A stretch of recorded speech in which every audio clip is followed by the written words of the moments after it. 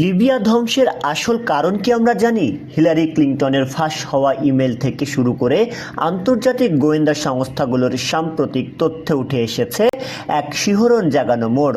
Gaddafi কেবল Libya নয়, বরং পুরো আফ্রিকা মহাদেশের জন্য একটি পৃথক স্বর্ণভিত্তিক মুদ্রা তৈরির পরিকল্পনা করছিলেন, যা পশ্চিমা ডলারের আধিপত্যকে হুমকির মুখে ফেলেছিল। রহস্যের নেপথ্যে যা ছিল 143 টন স্বর্ণের মজুদ।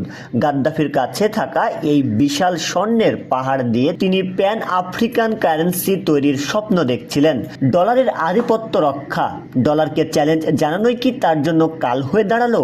পশ্চিমা জোট কি তবে লিবিয়ার তেল নয়, বরং এই স্বর্ণের দখল নিতেই হামলা চালিয়েছিল? ফলাফল, যুদ্ধের পর সেই স্বর্ণের কি হলো তা আজও এক অমীমাংসিত রহস্য।